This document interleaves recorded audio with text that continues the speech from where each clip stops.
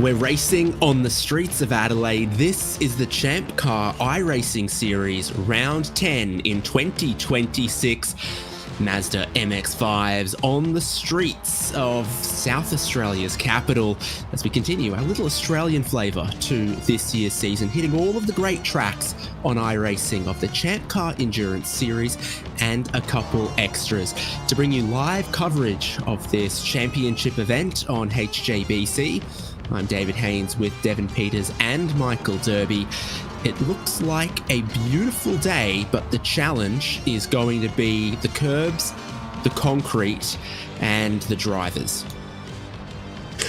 Yeah, when people think about like top 10 drivers, challenge tracks, you know, the Nürburgrings of the world, the Mount Panoramas, they don't put Adelaide on the list, but one time through the turn 1-2 complex here, and I think everyone will agree that this is a track that is trying to kill you on every single lap, and it's awesome. I'm so excited to watch these Miatas flying around here today. Many great championships have used this track. Formula One from 1985 to 1995. In 2000, the American Le Mans Series, race of 1,000 years, on New Year's Eve here. It would have been a bit hot, and then supercars have made it famous, and MotoGP are coming here, allegedly, in the future. But for the ChampCar iRacing Series, with a 1-hour race ahead of us, they're going to have to make a pit stop. But before we get to the grid, they'll set some qualifying times, and Michael Polasek is on top at the moment. It's been a pretty fiercely contested season so far this year. Wins going the way of Jared Collins, Lincoln Fox, Michael Polasek. He's been on a bit of a hot streak, and he needs to be after missing the first 3 races of the season. Yeah, and with this track posing the danger it does, having that good starting position is something he wants. So we're watching him here through turns 1 and 2, and then we flipped away just at the last second. But these guys are going to be battling it out today because we're kind of getting down to the critical rounds. 12 rounds in the ChampCar iRacing Sprint Series, and this is number 10.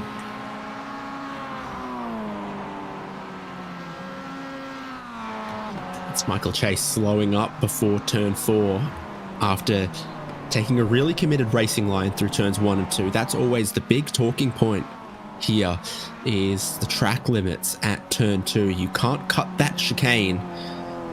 Well, the problem is that you can, but you're penalized for it. Yeah, and I want to say in the real world series, don't they have some sort of complex system of penalties and warnings and stuff? In iRacing, you just get a slowdown penalty. So it's really cut and dried, but it's really hard to tell from inside the car when you're going to get one.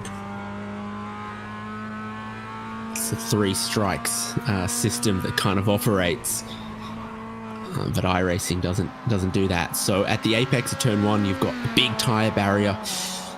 At the apex of turn 2, you've got to have your tyres on at least part of the painted curb or the yellow line. Jared Collins is 3rd in this session at the moment, as he goes in between the buildings. You can touch those curbs as much as you want. For almost the rest of the track, the track limits is, well, there's concrete barriers. Yeah, hits the big back straight at Bartles Road, heading down towards turn 8. Expecting to see a lot of draft action through here.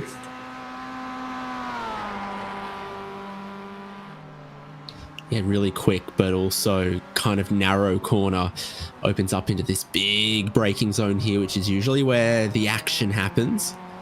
Long straight, tight corner. 1 + 1 = 2, and then you come out of the city streets and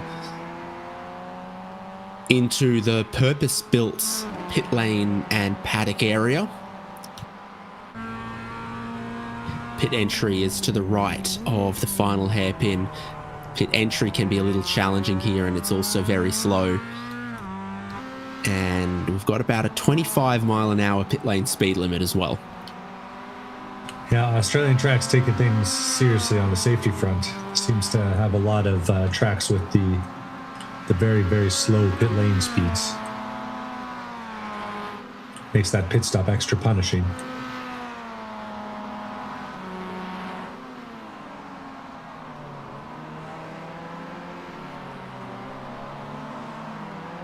This looks like setting up for a flying lap, and it could be just 1 or 2 left in the session for Ian Giebler. Crosses the start-finish line there. Sets up with his eyes down towards 1 where he goes a little bit wide, jumps a fair bit of 2. Turn 3 is no problem at all in these cars, and I think he might have got a little bit too much of that turn 2 as he just slows up on his way down to turn 4. Yeah, best way to keep up with the action on a track like this where that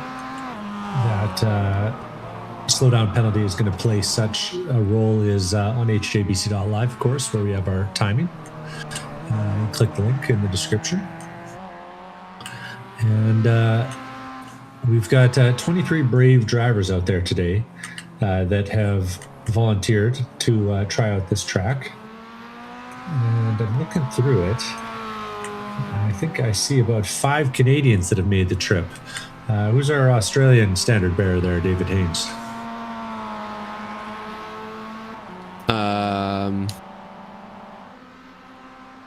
The Spirit of Peter Brock. That's what you've named the ghost car, I think, that goes around here. Don't worry, Haynes. One day we'll get an Australian to come and join the series.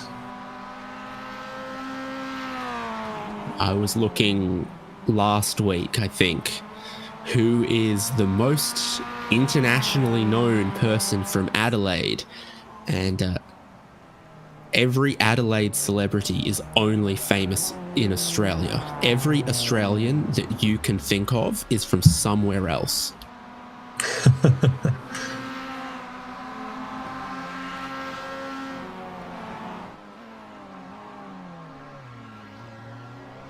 Whew.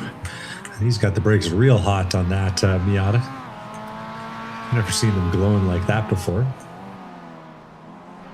I think that's Logan Sennhauser. Putting in some laps in the BRT car as this session's checkered flag falls. And we'll be seeing our final laps from drivers. Yeah, Logan's 14th at the moment. His brother Cameron is 12th, which puts Andy Cossack in 13th in the dangerous position of a Sennhauser sandwich. Will that change as Logan Sennhauser crosses the line? I feel like no. 1.5 seconds away from any improvement on that lap for Logan Sennhauser. Yep. Drivers left on laps that they could improve include Michael Polasek, Ian Giebler right here, Orlando Harrell and Matt McGee. So Harrell's just in that final sector at the moment.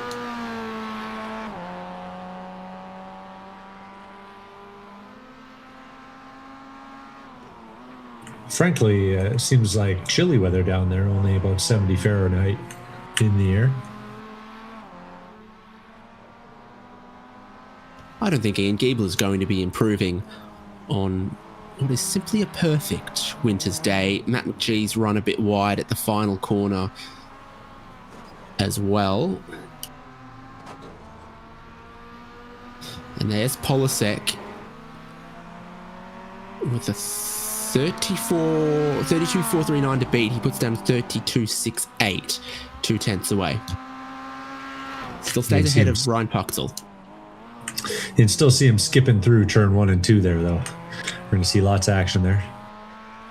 Who's this coming on to the front straight one last time? It's Cameron Sennhauser putting in a final lap and not improving. So the grid is just about set.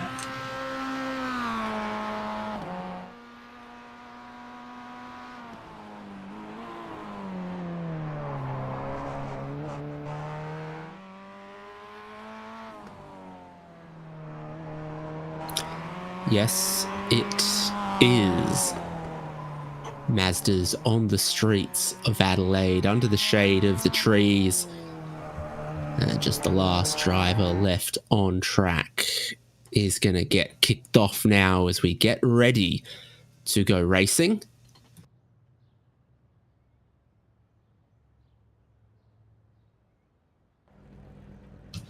Beautiful old architecture in Adelaide. Probably because no one's moved here since 1999. We'll get to our grid.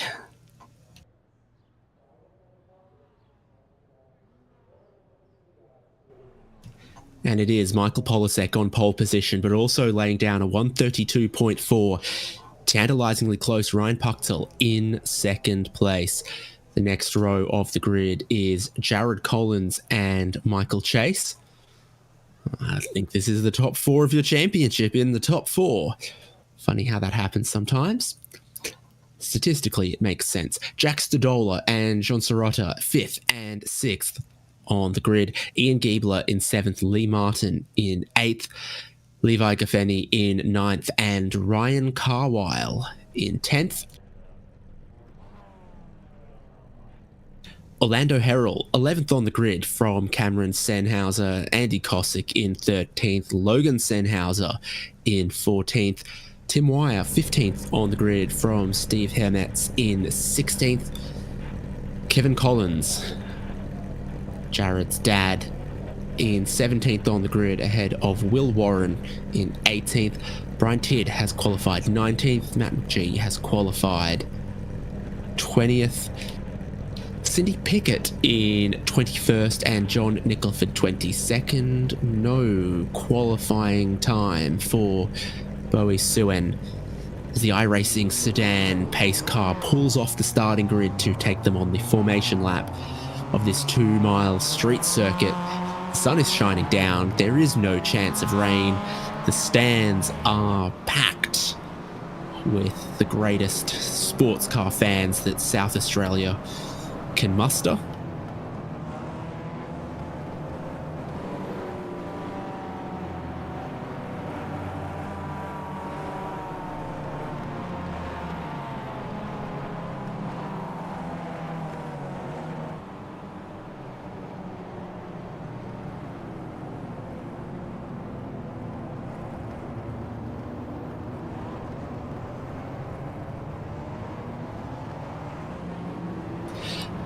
So let's look at the championship standings.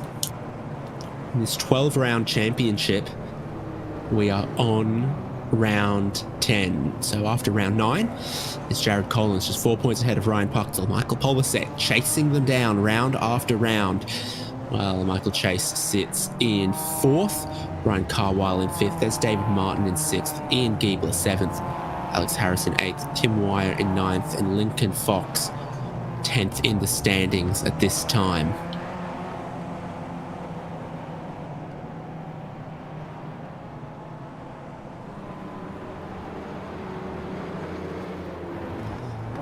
Long back straight, and there's a tiny bit of trackside advertising just about here, halfway down the straight. Pays tribute to a little bit of Adelaide motoring history. General Motors wound up the Holden brand about 5 years ago, but they've still got an ad for them as those cars were made here in Adelaide. The Pontiac GTO, the Chevrolet G8, and that other one. Just Never forget the Caprice police vehicle.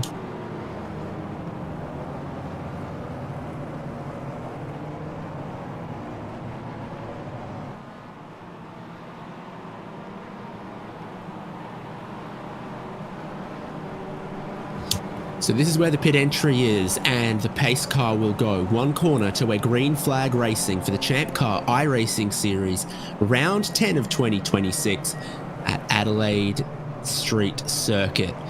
There's your pole sitter, Michael Polisek, not hanging around as Ryan Puchtel and Jared Collins are side by side.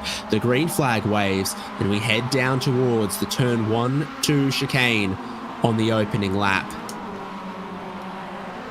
Collins in second, Puchtel in third, Michael Chase falling through in fourth. Good start from Jack Stodola as he always looks around the outside for fourth place. Andy Kosick also looking down the inside of one of the Sennhausers. We enter the tight street circuit, 90-degree chicanes, and the battle's still on for position. That'd be Ryan Carwile alongside Andy Cosick. Yeah, Carwile's making pass on John Sirota right now around the outside in that VT car.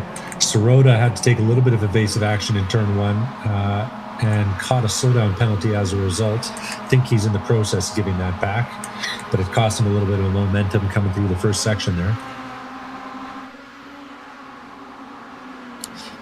Through turn 8 for the first time to the biggest braking zone on the lap at turn 9. Pretty decent slipstream in these cars all the way from turn 7 to that braking zone at turn 9 means that we close up a little bit up front here. Jared Collins just reeling in Michael Polasek a little bit as the train fans through. We've seen this pattern from Polasek in a few other races this season, trying to call the bluff of everyone else and say, can you keep up with me? And then if they can, maybe shifting more into a fuel-saving mode after a few laps. We'll see what the other drivers have to say as we go hustling through turn number 1 and 2 again for the second time.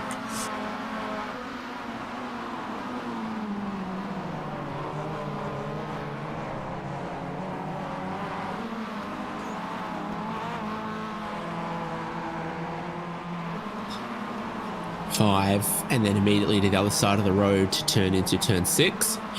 Exit out of turn 7. Incredibly important, but always challenging with the shape of those curbs. Very tall one at the apex, and then one at the exit that you can almost jump over. And then you're flat out in dry conditions through turn 8 here, but it still requires a little bit of bravery, finesse, and turning in at exactly the right point.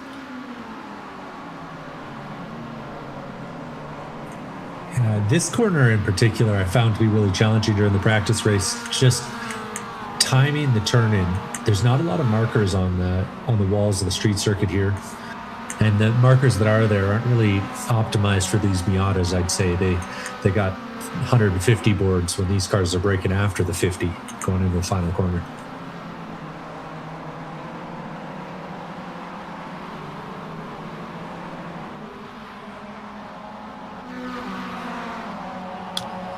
Further back, they're racing. Looks like boy, they're all over the place. Yeah, trying out all the different lines. Oh no, and Brian Tidd having a little bit of contact there with John Nicholford. Little Canadian on Canadian violence. I think Brian Tidd got the exit of that corner a little bit wrong, and it cost him a little bit. Yeah, incredibly densely packed through this part from sort of 14th place on back, with Will Warren making some moves in the opening laps, up 3 positions, has gone ahead of Logan Sennhauser and Kevin Collins and Steve Hermetz, and then Matt McGee in 19th at the moment. We just saw Cindy Pickett, Brian Tidd and John Nicholford all lose a little bit of time. Cossack's getting away from this. Will Warren, like I say, has made up a bunch of spots. This is poor Nicholford and Tidd with a bit of damage, and it's Logan Sennhauser with a fair chunk of damage by the looks of things, losing some straight line speed potentially. Kevin Collins right behind him. Yeah, that bumper looks like it's barely hanging on the front. Stephen Hermetz comes flying up the inside there, followed by the likes of Matt McGee almost.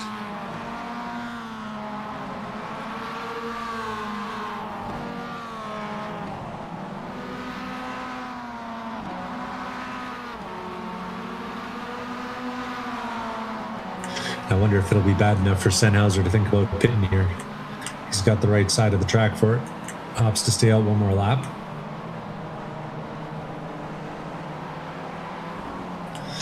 Kevin Collins rocking the Pips sponsorship behind him.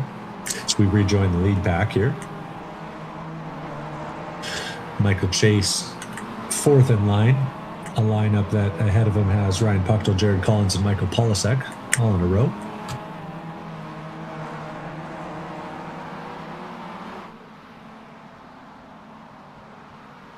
Yeah, this is our lead crew down the street.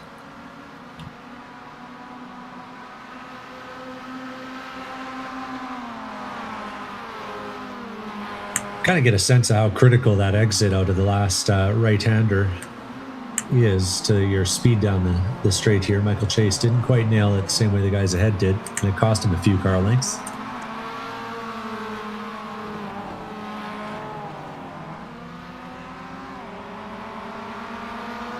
Another weird curb just there as you're turning left off the street, so you can hook your inside tyres on the far side of it and really upset the car if you get it wrong. Top four remain very close at the end of lap 4. Jack Stadola just by himself back there in 5th.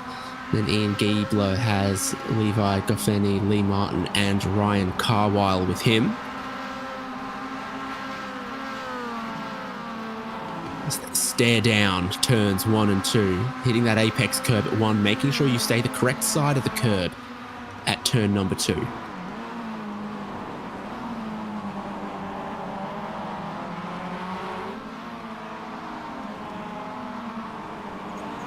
Yeah, it's a left-right chicane, but it almost felt better to just think of it as a left-hand turn with a bumpy exit, because you're going to be hitting that right-hand curb hard no matter what you do. At the front, Michael Polisek, you see him dropped out of line there in the foreground of the shot here. He's dropped back and fallen into line behind Jared Collins.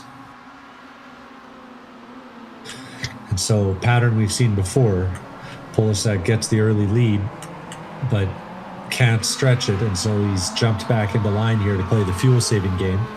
We'll see if any of the other drivers are picking up on his secrets.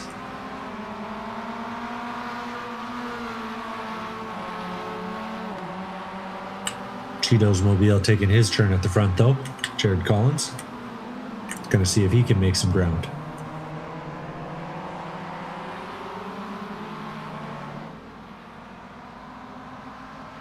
Yeah, on a street circuit, you usually think of track position as being of utmost importance, but we have that sort of change at the moment, seeing Jared Collins lead.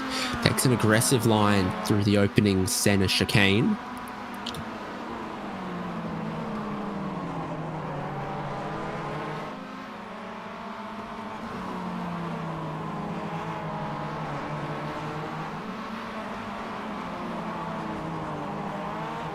Logan Sennhauser finally is in the pit lane to fix up that damage.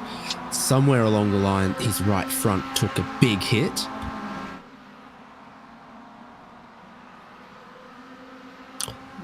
Red and white, there's the Holden ad.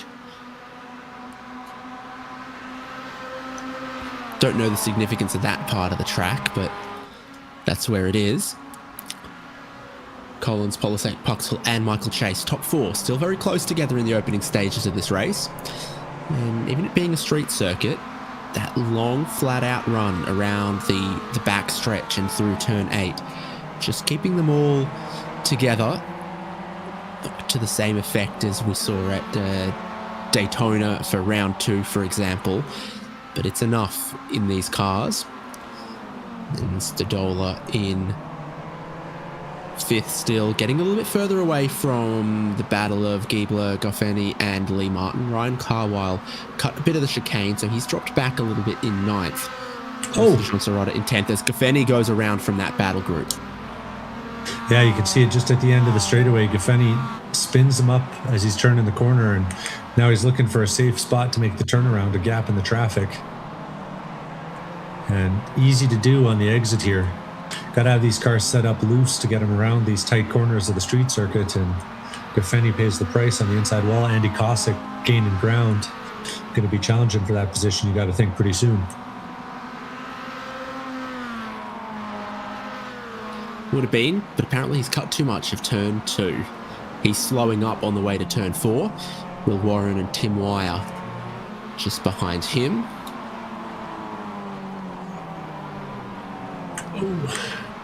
Consistency is key around here, and it's challenging to get it right every single lap. The difference in best lap time between 5th and 15th isn't that big, but the difference in consistency is.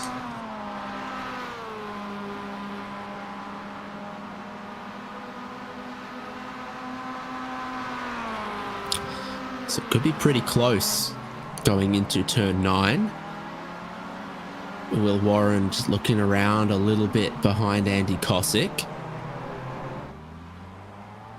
Oh, and that's one of the Sennhausers depositing a front wing. Is it Logan Sennhauser again? No, Matt McGee. Okay. Yeah, McGee's had a bad go of it. Looked like he got the right-hander wrong there as they were heading on to the straight, the back straight. Outside wall, inside wall, and yeah, the bumper's the casualty at least. Levi's, meanwhile, hit the pit lane after his incident. Now, luckily for these drivers, we do have a fast repair available at every event, so they'll get one quick fix to fix one mistake. But you don't want to use it if you don't have to.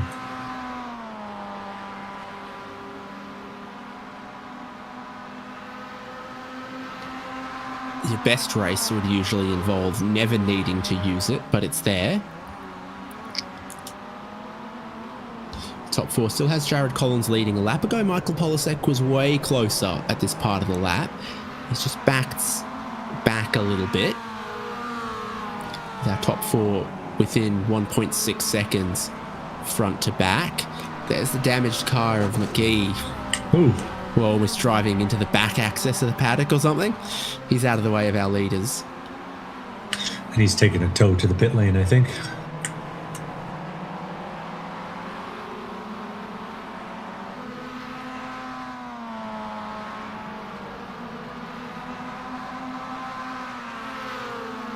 Either way, our leaders will be catching up with some back markers here before the end of this first stint, I think.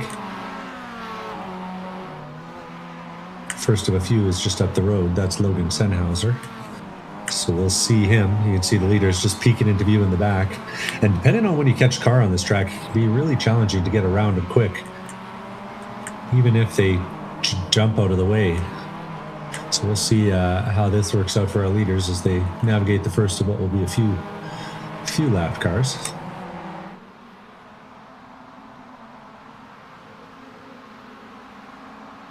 Andy Cosick's going to be in trouble here. He has not got that opening chicane sequence right, and then he's not got turn 4 right. Will Warren is down the inside at 5, and very wide goes Andy Cosick. Warren and Wire go by him.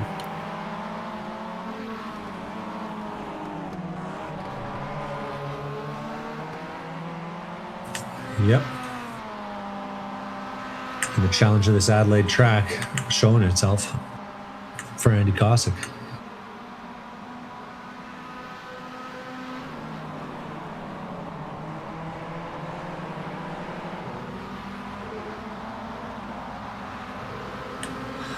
Our leaders are coming down the front straight.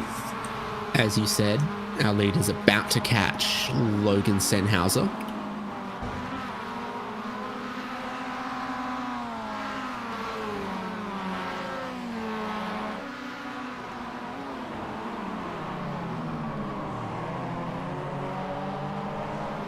And it's tough. Sennhauser's doing his best to disappear, but you can't disappear. And there's a deceptive amount of camber there at turn 4. It makes it really hard for a car to come around the outside. They all managed to get through unscathed, though. Sennhauser's done a good job of getting out of the way.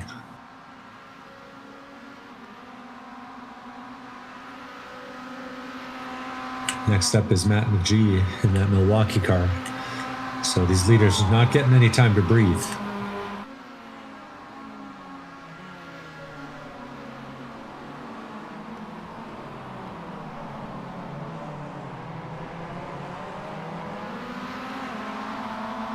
And a few more drivers pitting. So Tim Wire making his stop at the moment.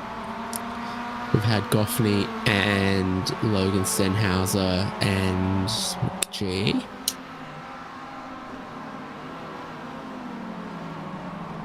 And a little split after that lap traffic, a little split between 1, 2, and 3, 4. It's Ryan Pucknell and Michael Chase chasing now.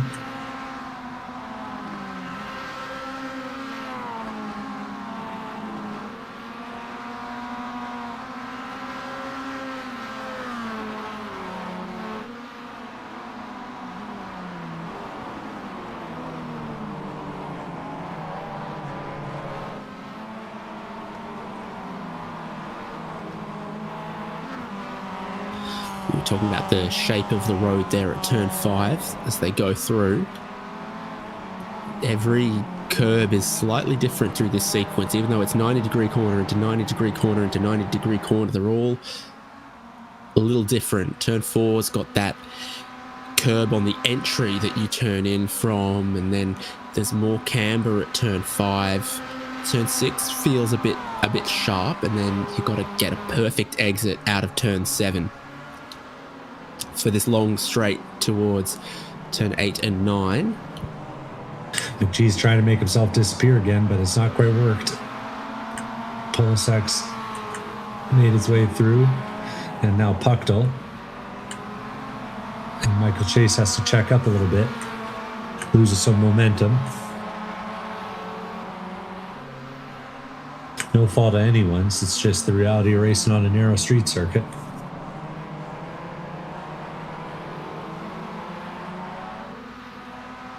But this will be a significant blow to Michael Chase, who was kind of hanging on to this front pack just barely.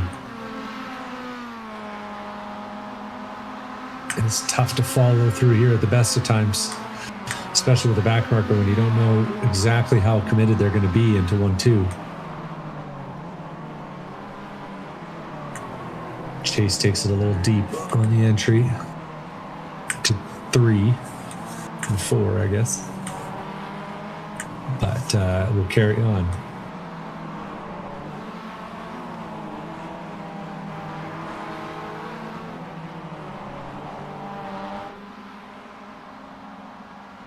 Just like the real world ChampCar series, how you manage the traffic matters almost as much as your outright pace sometimes.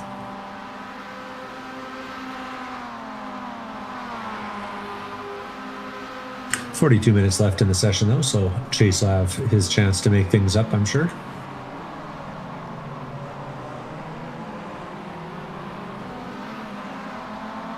We've got Orlando Harrell making his pit stop. He's just done now, so he'll come back out on track. And it looks like he'll be ahead of Goffney by enough. So Harrell's the highest running car that's pitted. Him, then Goffney, then Wire, then Logan Sennhauser, then McGee a lap down to them.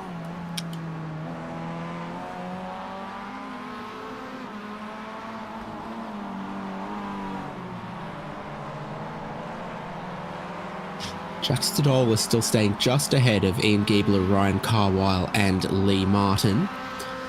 Martin the fastest on the last lap of this group. They all cross the start-finish line and changes just a little bit.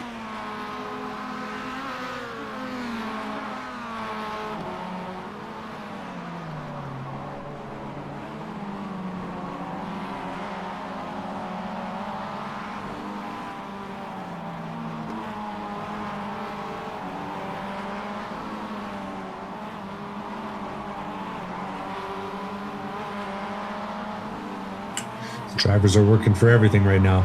Collins really seems to have found some consistency at the front, but Polisek seems to make up a lot in the braking zone every time. Just manages in the second phase of the braking as he starts to turn in. He seems to be able to just get a little bit more performance out of the car than Collins does ahead. Always closes up during that phase of the corner.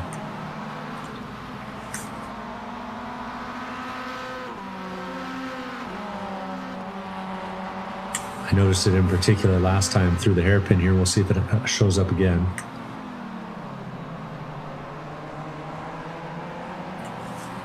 And it looks like the next bit of lap traffic will jump out of the way. That's Tim Wire driving the Salins Mobile with Rubber City Performance on the hood.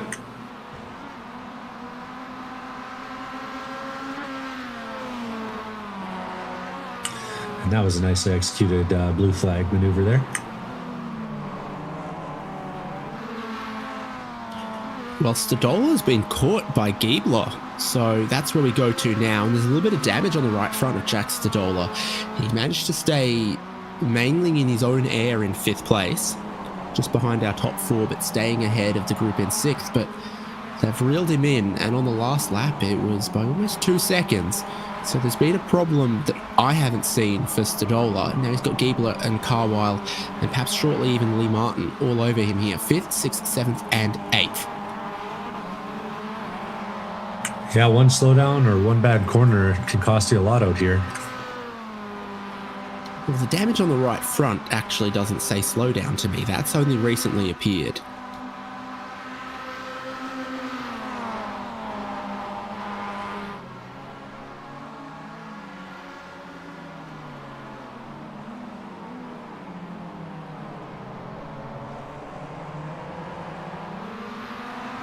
He stays ahead at turn 9, but they are buzzing in his mirrors. You know what? I've gone back and looked. It's the second to last corner, last time through. The one he's just been through where he's tagged the outside wall and taken the bumper and knocked it in a bit. So a little cautious through there this time. Cindy Pickett's also bumped against something. And the number 94 is on the toe hook heading back to pit lane, having been passed on track by Orlando Harrell and Levi Goffney. Yeah, it was an off at turn 5 that did her race in. A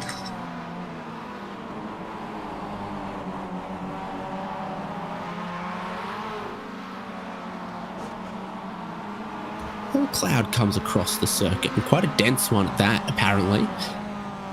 As Stadola, Giebler, Carwile and Martin stay super close.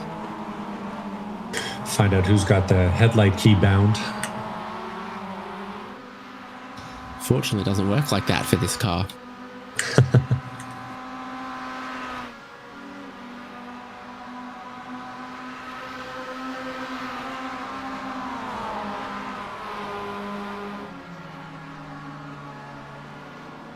It's Jack W Stadola. for wipers, though. Oh, Jack Stadola tries to make the move to the inside. Gets blocked by Logan Sennhauser. It carries straight on into the outside wall. Sennhauser was trying to get off the line, I think.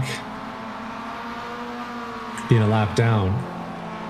And a little miscommunication between the lap traffic ends with the end of Stadola's position there.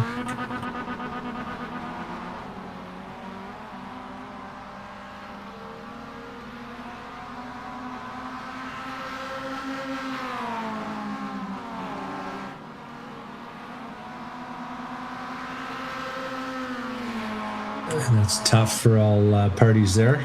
Ian Giebler and Ryan Carwile carry on. That's who we're following here. Lee Martin in the background.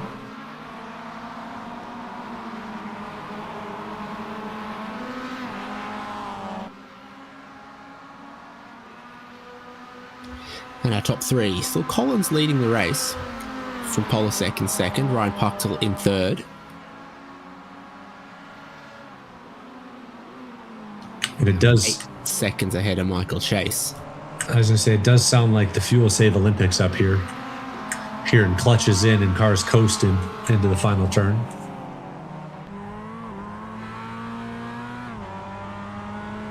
Let's put that to the test. Here we are on board with Polasek.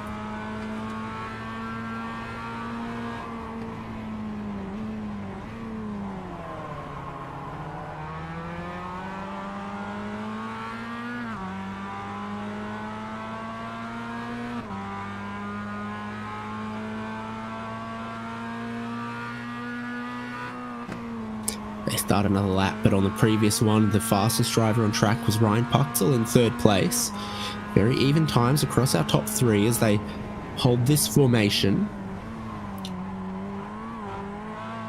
They'll be coming up on a couple bits of lap traffic here.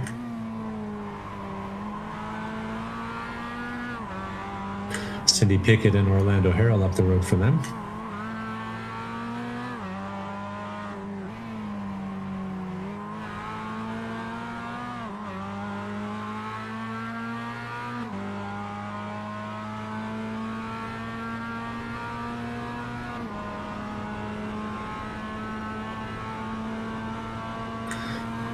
Polasek following Jared Collins through has actually managed to drop Ryan Puchtel a little bit after a bad exit from the last corner.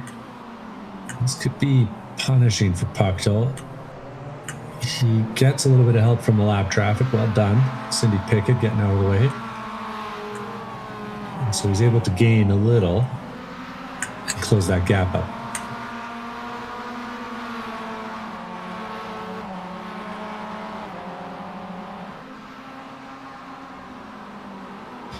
And he's jumping into the pits for the second time, Orlando Herald, to my surprise. Yeah, it looked like maybe he didn't get the fuel he needed in the first trip. The pit stop time the first time looked okay, but I don't know if maybe he thinks he's picked up a little bit of damage, nothing that I could see. We are 27 minutes in, 33 to go, and it's about the halfway point of the race where most are going to want to make their pit stop. 17 seconds, and Herald is back out. Don't know the story there.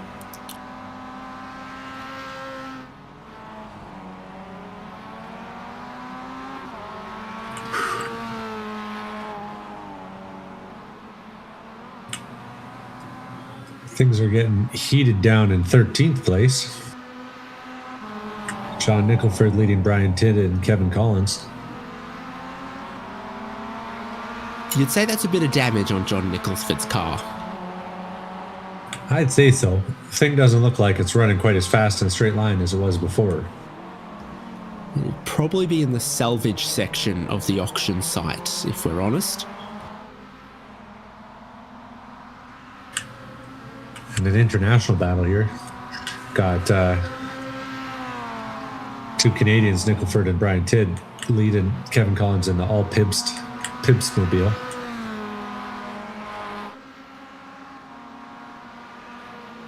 Representing America, one would presume. Is that what they call it there? I'm not sure. It's a Pabst, I've learned from our producer. We're having a major cultural exchange this weekend. We've been learning all sorts of things about Adelaide over the past week from David Haynes. What, the cultural exchange of reading 5 letters and pronouncing them how they're spelt? Oh, we learned about dilly bars.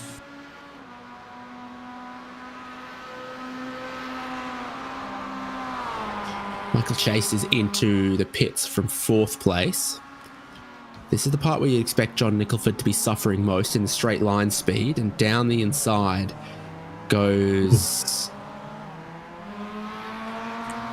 That was Tidd. Someone lapping him? No, yeah. That was Tidd. Yeah, he tried to make the move, but he didn't quite make it work. And had to park it to get it turned.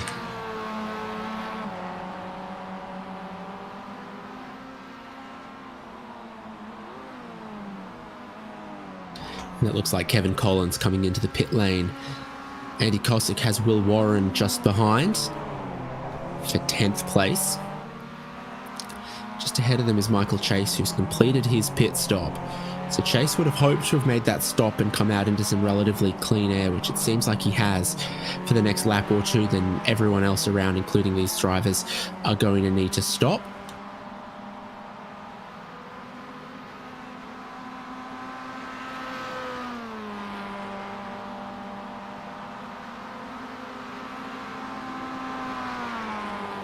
Yeah, Michael Chase has to pass Cindy Pickett, who seems to be limping the car back to the pits after a little bit of contact earlier in the lap. Chase had kind of fallen off of the leaders, who were themselves running real quick, about 5 seconds. So he'll be hoping that with this pit stop he can get away with it and catch up. Kevin Collins exits the pits, and we see it looks like the car of John Sirota hitting the lane. There's a few cars in right now. Ian Giebler, Lee Martin taking fuel and tires. Andy Kosick and Will Warren in as well. So a couple of races off pit lane here. Giebler's going to win it. Slightly long stop from Martin. Stop still ongoing for Sirota.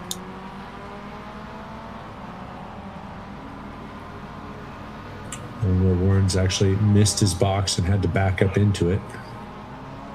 It's only 4 fire extinguishers on the lane, but they're the biggest fire extinguishers you've ever damn seen. Fire those ones across half the straight. Yes, Jared Collins comes in from the race lead, but Polasek and Puchtel stay out. John Nicholford gets a speeding penalty as he enters the lane. It is 25 miles an hour, which does feel like crawling after half an hour of racing.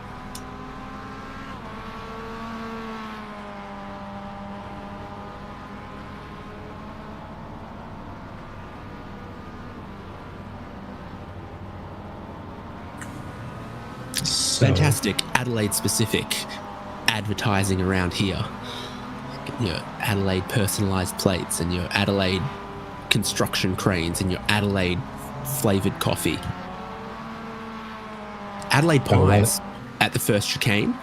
Billy's Pies, the best pie bakery that Adelaide has to offer. So much exciting things happening in Adelaide. Construction cranes and pies.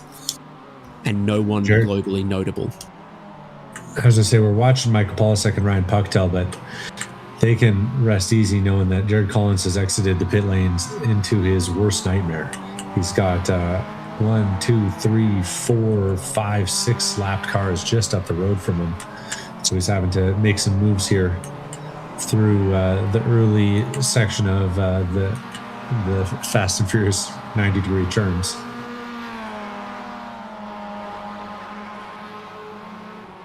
Polasek and Puchtel come in, and the other last car we were waiting for, Cameron Senhauser. So now we've seen everyone on pit lane. And these are lengthy stops here. So Collins just coming around the hairpin as those two are pulling to a stop. And I don't know if it's just the surface or if it's the tire model right now, but these cars really aren't happy on cold tires. Well, Puchtel's not going to have any because he's not taking any, whereas I'm seeing two sides of Polasek.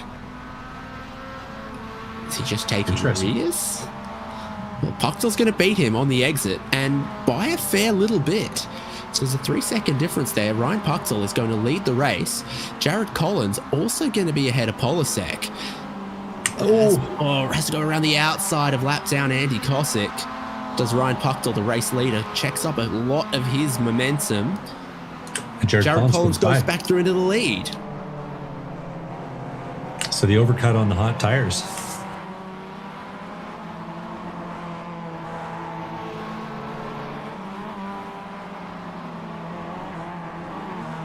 It's a difficult pit exit here because of where it is. And then you basically blend with the racing line at the turn-in point. The turn 1, which we've described as requires incredible precision and commitment. So it is very odd to be the car on the racetrack when someone comes out of the pit lane, because they basically emerge on the racing line, but very slowly. So it's Jared Collins from Ryan Puchtel and Michael Polasek, all within 1 second. Pit stops completed. Polasek with a strategy for his tyres. Ryan Puchtel keeping the same 4.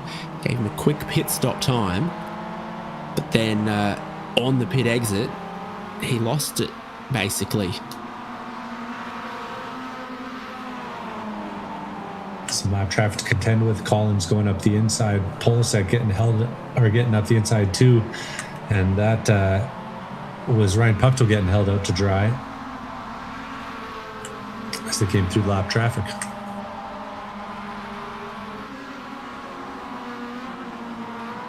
Yeah, Kevin Collins, Steve Hermetz, and Andy Kosick now a lap down to the leaders, but they're battling all each other for position there.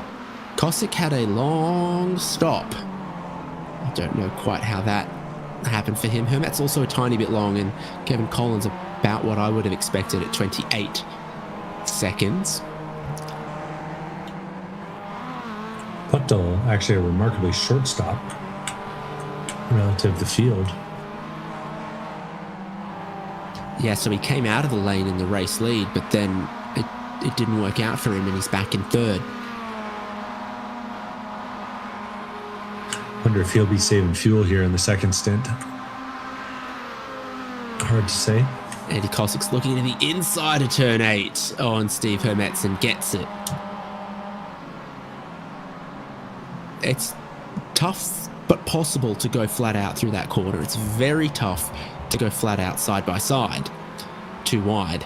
So Kossick gets away with that one. He's moved ahead of Hermetz. He's still behind Collins, and Orlando Herald might be catching all of them. So battles are plenty. Yeah, there's Herald just behind Hermetz. 2 pit stops for reasons I don't fully understand for Herald, but he's quick when he's on track. So he's basically made up a whole pit stop versus these drivers.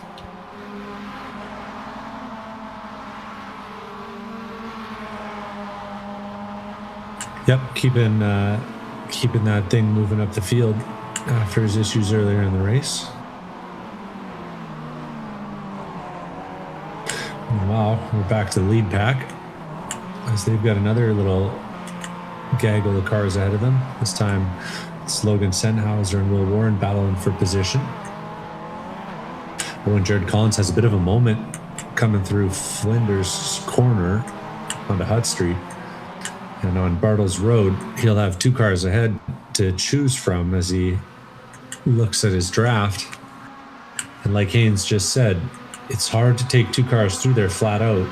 This is not what you want to see if you're the leader. Car taps the inside wall and then the outside wall. Polisek's got to run up the inside, and this could be for the lead. And Polisek's going to do it so far in the inside. It's dirty over there. You see the dust getting kicked up, and the lap traffic trying its best to make this interesting too. Sennhauser gets out of the way. Polasek makes a dive up the inside, and things are spicy indeed in the top 3 because now Ryan Puchtel's been able to make up some ground, and he'll be threatening Polasek as they come into the final hairpin.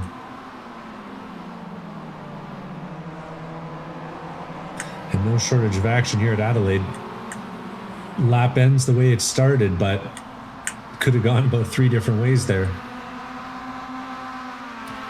And it's still 22 minutes to go, so there's a big slice of this before it all gets decided.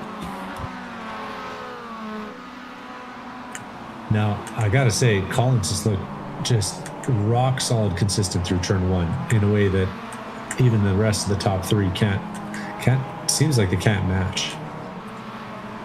So I don't know, I'm feeling good if I'm Collins. But we saw the power of the draft last time.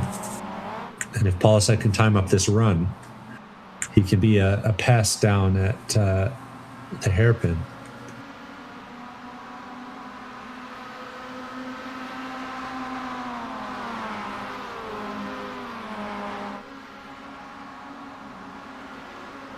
Yeah, speed difference significant when you're looking at the numbers as I am. That's why they close up so much, especially once they get to that speed that they carry through turn 8. So Collins and Polasek and Puchtel for our top 3. Michael Chase was the fastest driver on track last lap as the top 3 encountered some troubles. And Carwile sits in 5th from Lee Martin and Ian Giebler, John Sirota, Levi Goffney and Cameron Sennhauser as the top 10. But first and second are nose to tail and bumper to bumper coming off the final corner with still 20 minutes to race. Polasek wants to lead this one from the front.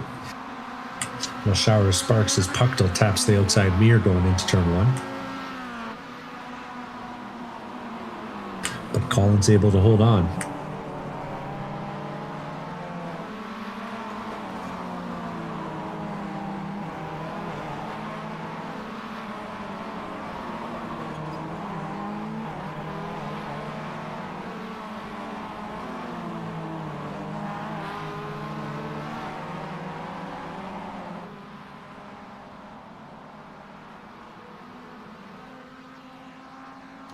Same again, but Puchtel not quite as close as a lap ago. Still Polasek coming onto the straight about half a second back, getting into the braking zone about 0.3 of a second back, or maybe more like 2.5. Yeah, Puchtel just doesn't seem to get the same runoff of turn 7 as the rest of them onto the back straight. struggling to keep up with them through that section.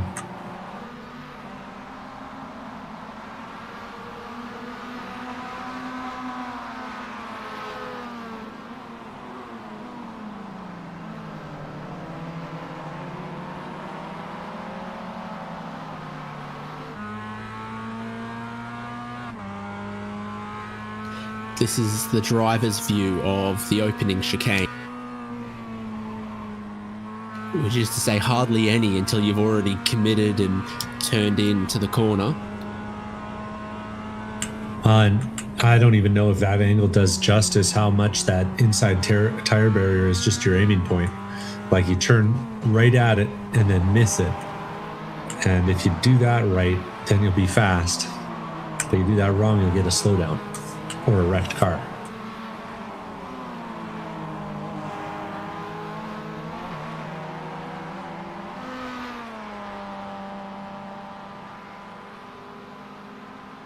Pucktel needs another miracle here, and Jared Collins weaving one side to the other before turn 8. Polasek is even closer than a lap ago.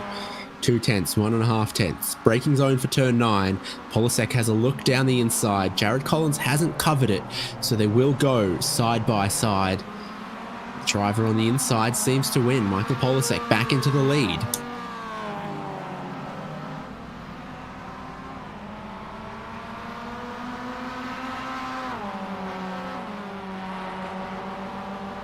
A big move there from Polasek in the complexion of this race. And we'll see if anyone has anything for Polasek at this phase. Remember, Polasek took the 4 tires at the stop, or at least 2 tires at the stop. And we'll see what that means for the other drivers.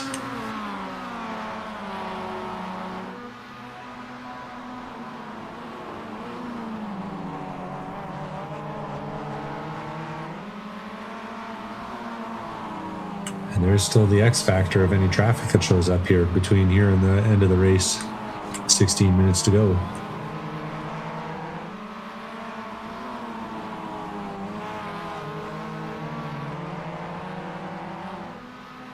They have lapped up to 12th place. Tim Wyers a further 10 seconds.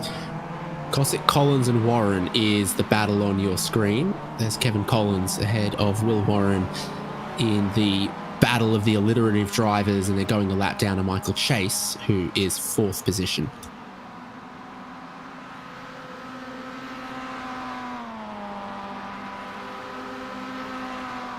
A little further back on the track, it's the battle of the back markers. Will Warren fending off. Oh, it's not the back markers. That's Michael Chase making his way through lap traffic. So Michael Chase pushing his way through a battle pack that includes Andy Cossack, Kevin Collins, and Will Warren. And so what was a promising start has turned into a more challenging second half of the race here for Michael Chase, as he's just lost tons of time fighting his way through the traffic. A 10-second gap after the stop has become 16 seconds as we cross the line this time.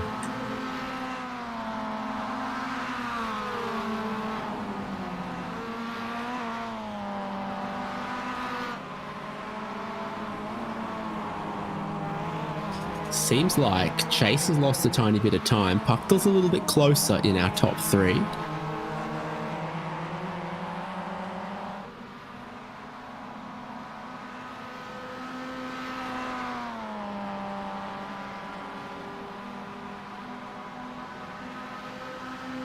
And I think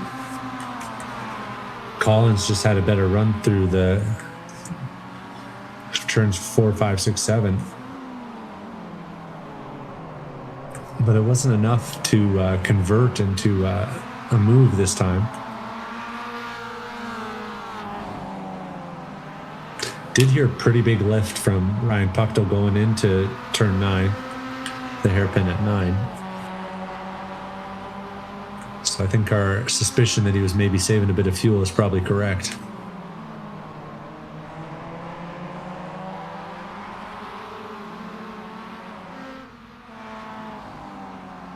Well, it is very exciting with what will be about 10 laps to go to see our top three closing back in again. The suspension takes a hammering through that opening part of the lap, the center chicane.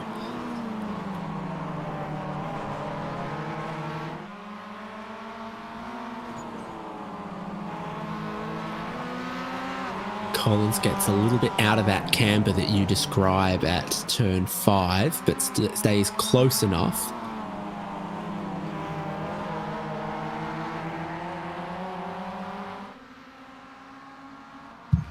DRS boards, but such technology is not fitted to the humble Mazda MX-5 Cup car. Jared Collins is a 10th back, but there's a wreck from Tim Wire on the exit of turn 8 ahead of them. Our leaders get through, no worries. But man, it cost a little bit of time. Polisek, Collins, Puchtel, bumper to bumper, and Tim Wire already with some damage, just turned in too early, got the inside armco, found the outside wall, and smoke in the air. Not an uncommon thing in South Australia. You're allowed to own 3 plants. Yeah, it looked like Tim Wire was trying to do the right thing and get offline for the leaders, but that offline position he found himself in going into 8 just made the sight lines a little weird, and he turned in early. Inside wall, outside wall. And that's all she wrote. Oh, and Jared Collins has a bad line through the first turn. They do. He and Polisek. A slowdown for both of them. Ryan Puchtel shoots from 3rd to the lead as a bad entry into turn 1 from both our drivers in 1st and 2nd place, and I think 2nd just followed 1st through. You talk about how little reference markers you have going in. If the driver in front's going too quick, you often just follow them through, and Ryan Puchtel didn't realise until he had to jump to the left-hand side of the road, and he now leads. Huge. And Collins in an advantageous position here. If he can turn this run into a little bit of pressure, this could see Polisek all the way back to 3rd. Oh, but it's a big lift from Collins.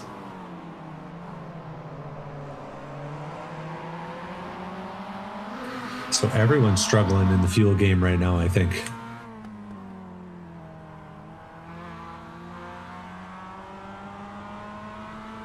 It's on board with your driver in 3rd place.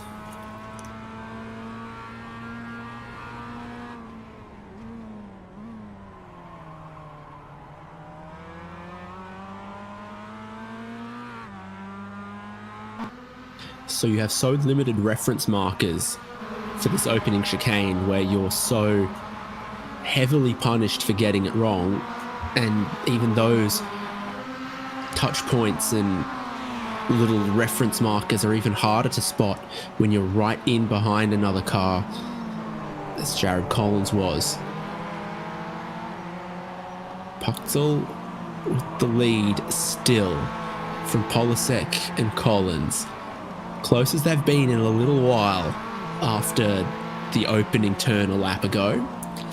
Michael Chase in 4th from Ryan Carwile in 5th. Quietly good race from him, as it looks like Collins just scraped the wall a little bit. He'll do that on a street circuit from time to time. Ryan Carwile started 10th and runs 5th at the moment.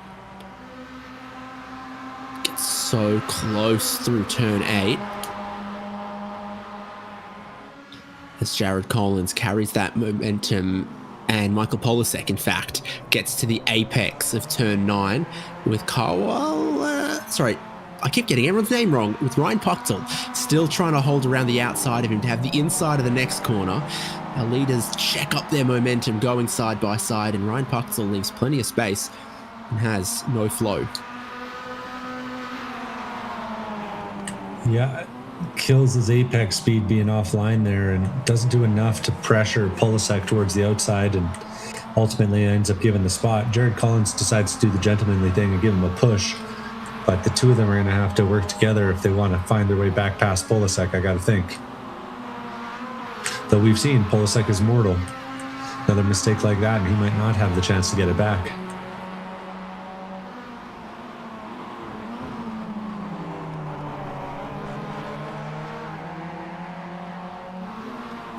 the other battles on track as we settle into the final few laps. Lee Martin and Ian Giebler, 6th and 7th place. Andy Kosick from Logan Senhauser, 11th and 12th. And Lando Herald might just be slowly catching Kevin Collins for 13th place. But there's nowhere closer or more important than this podium fight. Polasek's been on such a run. If these guys have a chance, they need to take a win off of him to have a shot at winning the overall championship and the 3,000 champ bucks that come with it. They've been so close in so many races, but just haven't found the edge. Maybe today's the day.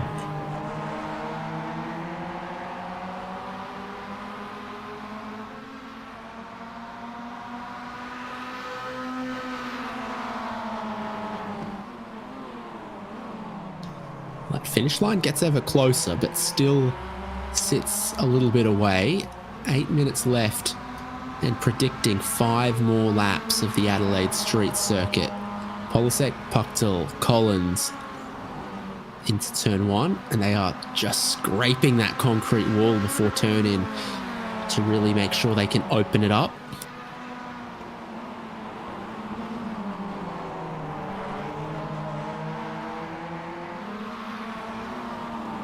Another great Adelaide sponsor, Grinio. I have no idea what a Grinio is or does.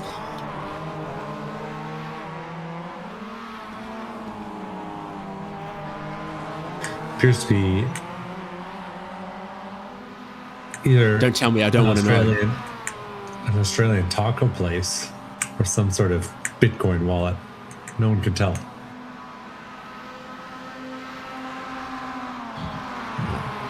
South Australia is a land of wonders that I will never understand and won't attempt to. Polasek, Puchtel, Collins, in that order at the moment, is actually the order that they qualified in. So we've, shook it up a little bit a couple times and just ended up back in this order once more. They've all had their turn at leading.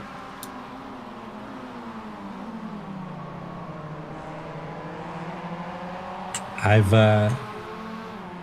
had the pleasure of watching a few V8 supercar races around here, and I can't help but think of some of the ones that finished with a tap to pass around this circuit, because it's just so tough to find a little bit of space if the guy ahead isn't making mistakes.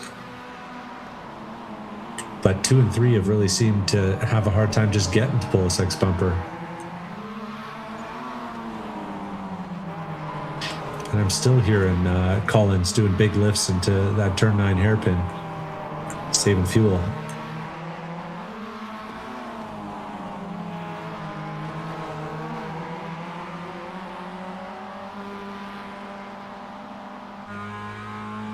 So immediately as you exit turn 7, the road goes downhill, really helps you pick up some speed. And you're just following the driver in front. Turn 8. You can take flat out, just don't turn in too early. Puchtel comes across to the inside line to defend. So Jared Collins has to look around the outside. Nothing doing there. So that kind of works for Ryan Puchtel to try to hold his position. Yeah, did a good job of making his car big. Puchtel seemed to have a hard time finding the apex on some of the flatter, I'm going to say easier in air quotes, corners around here. Just finding some consistency, getting to the minimum speed that he needs. 3 laps to go, thereabouts.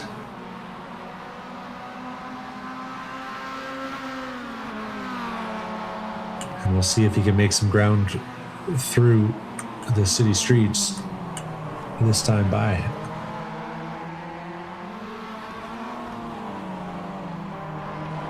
And all of them are closing up this time.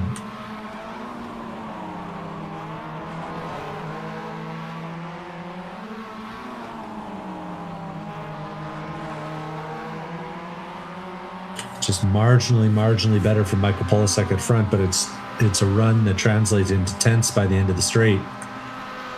Buchtel's close enough to have a draft this time, though. The weird thing about turn 8 is it means that Jared Collins can't bump draft Ryan Buchtel through that part of the lap there. He doesn't look for the inside this time. He sits behind and just lets Ryan Buchtel slipstream Michael Polasek close in. Our top 3 as close as they possibly could be. 9 minutes ago, Will Warren ran into some trouble and towed to the pit lane. Yeah, that battle for 6th and 7th between Lee Martin and Ian Giebler got a little hot with some lap traffic, but it is mostly split up with Lee Martin holding on to 6th. So if you're watching for someone deeper in the field, the action's up at the front. Timing's on hjbc.live.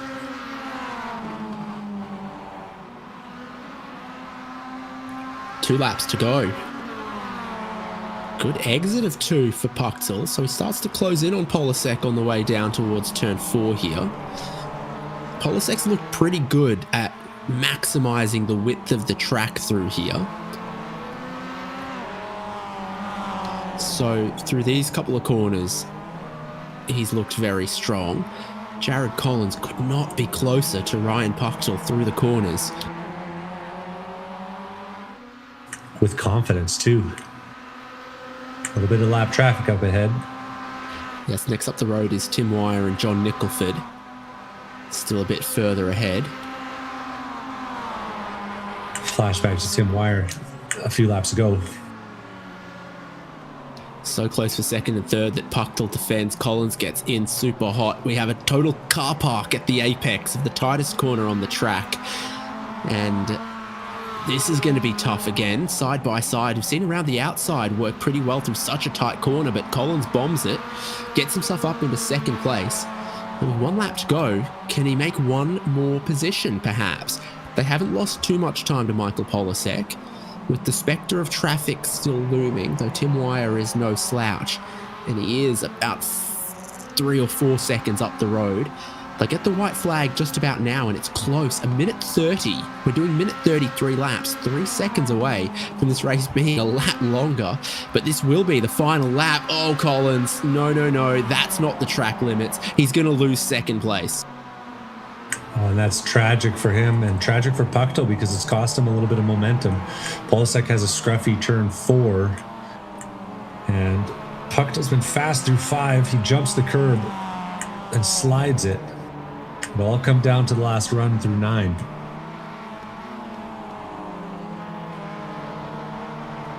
I'll consider it risked in search of the biscuit. Jared Collins has gotten himself up in 2nd place, and then a brutal course cut at turn 2. Ryan Buchtel 7 tenths back off Michael Polasek. Not really close enough to get a whole bunch of slipstream for him to challenge the race leader on this final lap.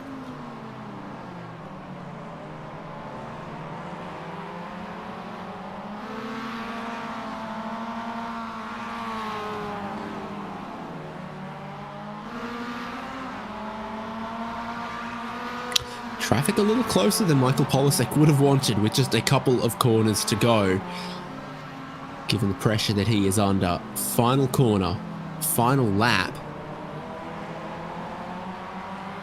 The streak for Polasek becomes 7 wins in a row with just 2 races left in the calendar. He's victorious on the streets of Adelaide. From Ryan Buchtel, from Jared Collins, who bet it all on one number on the roulette wheel, and it didn't come up his way, but he put all his chips in search of the race win. And then Michael Chase will come around for 4th. It looks like Ryan Carwile is headed for that 5th place as one of the biggest movers. Yeah, Ryan Carwile will cross line 5th, 6th, and 7th between Lee Martin and Ian Giebler. Did get a little bit closer on the final lap, but Lee Martin was able to wring enough out of it and hold on to 6th place as Ian Giebler crosses in 7th. Levi Goffney recovering from that earlier incident. Going to cross the line in 8th. and on the lead lap, impressively. Jean Sirota going to be the lead Canadian crossing the line in 9th. And Cameron Sennhauser will be the superior Sennhauser brother today, crossing the line in 10th place. Did get a good look at him today. It's got a cat on that car. Looks good.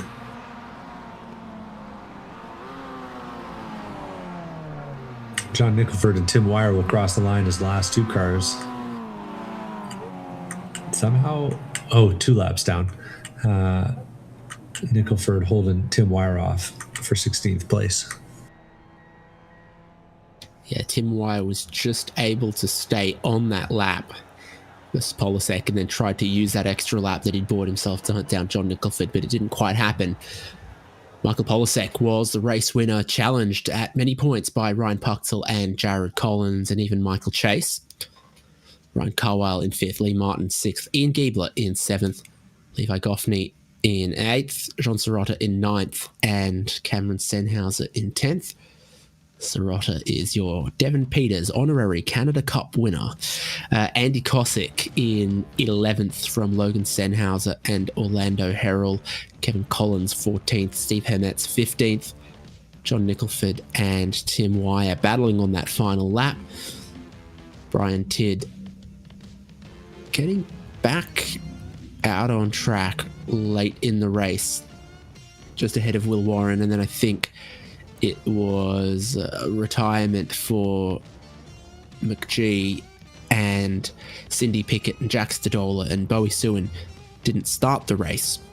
So our classified finishers, who are one race closer to going into the next prize draw, is the top 20.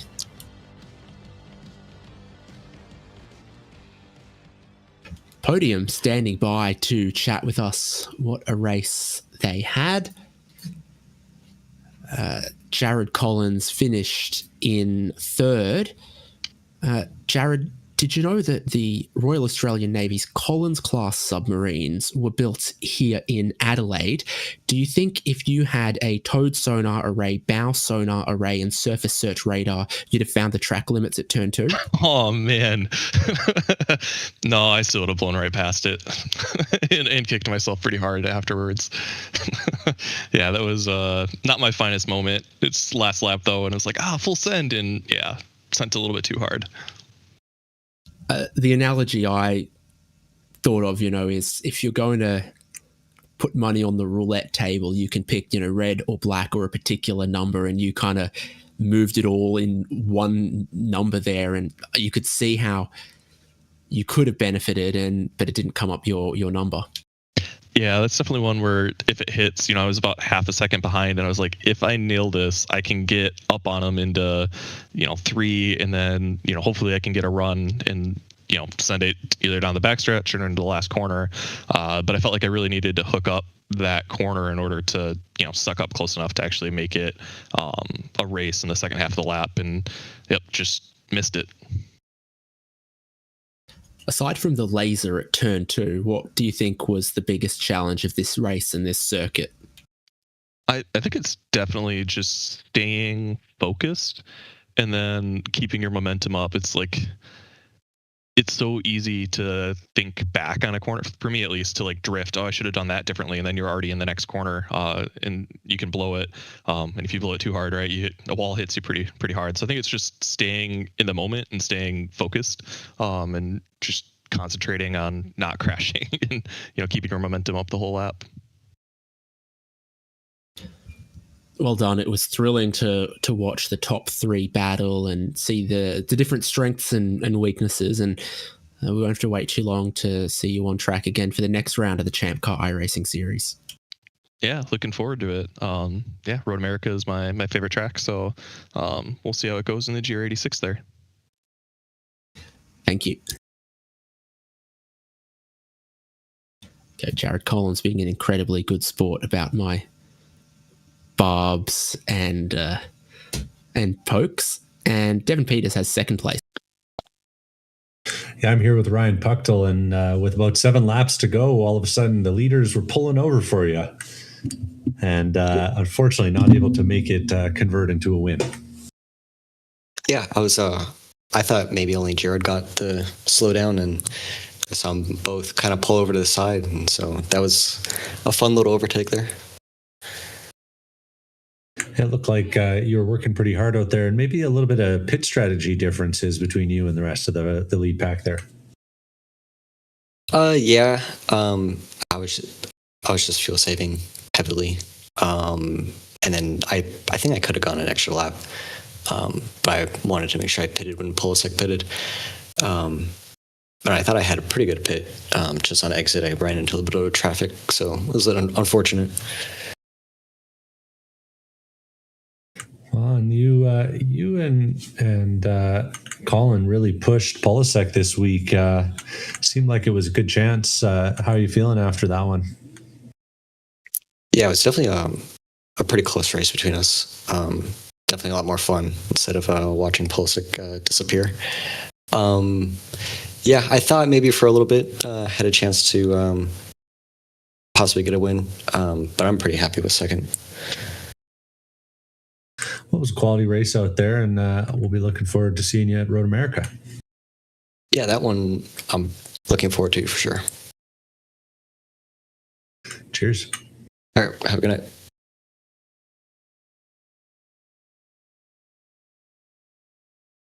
And our race winner will join us. It's Michael Polasek, running out of fingers on the hand to count. It's 7 in a row for you. Yeah, this was probably the hardest race of the season. It is a track I'm not particularly good at, and the MX-5 is actually pretty challenging to drive around there. The rear end's a lot looser than I would expect it to be, especially because on some tracks the car's actually pretty tight with the setup we have on it. But really, it's same thing, just draft pack and fuel saving. Now we're just all so close in pace that it doesn't really matter anymore. As long as you come out within like 2 seconds of each other, we're all gonna eventually just converge on each other. I was fortunate to get the lead from Jared pretty early on after the stop, and fortunately we both got slowdowns, which allowed Ryan to take the lead but me to stay with the draft pack. If I got the slowdown and nobody else did, I probably would have never been able to catch back up.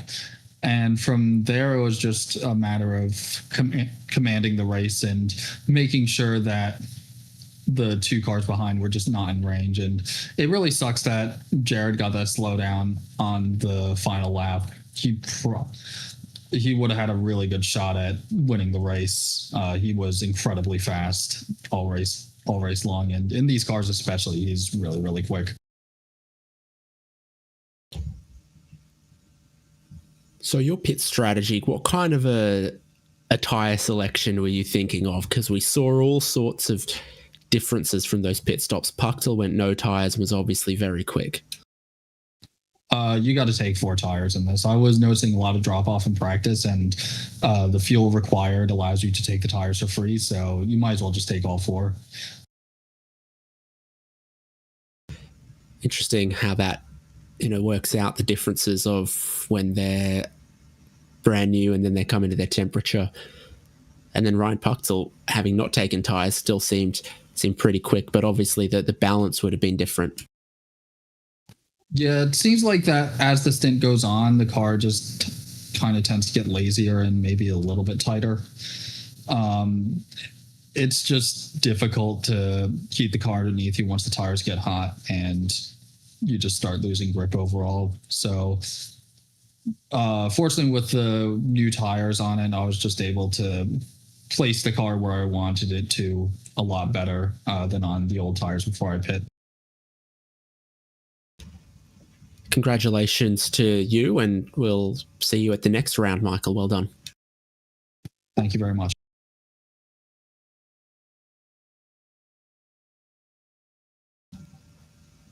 Well, Devon, what a race we have had.